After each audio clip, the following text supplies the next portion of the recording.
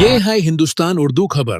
آپ دیکھ رہے ہیں ہندوستان اردو خبر ٹی وی. السلام علیکم ورحمۃ اللہ وبرکاتہ. محترم ناظرین، آج آپ حضرات کی خدمت میں موزادی ناجپور سے بہت ہی دکھ بھری خبر لے کر حاضر ہوا ہوں، جسے سن کر قلب و جگر حزن و غم سے چکنا چور ہو جائے. ناظرین، شاعر اسلام، مداح خیر الانام، قاری خوش الحان، ہر دل عزیز نعت خواں محترم جناب ناصر جمال صاحب ابھی کرنٹ لگنے سے موت کا شکار ہو گئے. انا للہ و انا الیہ راجعون. محترم ناظرین، محترم ناصر جمال صاحب ایک بہترین لب و لہجے کے مالک تھے، جن کی آواز کو سن کر لوگ قلبی سرور حاصل کیا کرتے تھے. موصوف ایک اچھے نعت خواں ہونے کے ساتھ ساتھ شاندار قاری بھی تھے، جو اپنی شیریں آواز سے عوام کو مست و مگن کر دیتے تھے اور بزم میں ایک نئی تازگی لے آتے تھے. نعت و منقبت کی مجلس و محفل میں چاروں سمت موصوف کے دیوانے نظر آتے تھے، مگر افسوس آج موصوف اس دار فانی سے رخصت ہو کر خالق حقیقی سے جا ملے. اللہ تعالیٰ مرحوم محترم جناب ناصر جمال صاحب کی بال بال مغفرت فرمائے، درجات بلند فرمائے، جنت الفردوس میں اعلیٰ مقام عطا فرمائے اور پسماندگان و لواحقین کو صبر جمیل کی دولت سے سرفراز فرمائے. محترم ناظرین، یہ بہت ہی اہم اور دکھ بھری خبر تھی جس کو میں نے آپ حضرات کے سامنے پیش کیا. کم وقت میں دور حاضر کی تازہ ترین خبروں کو سننے کے لیے جڑے رہیے ہندوستان اردو خبر کے ساتھ. شکریہ، جزاکم اللہ. السلام علیکم ورحمۃ اللہ.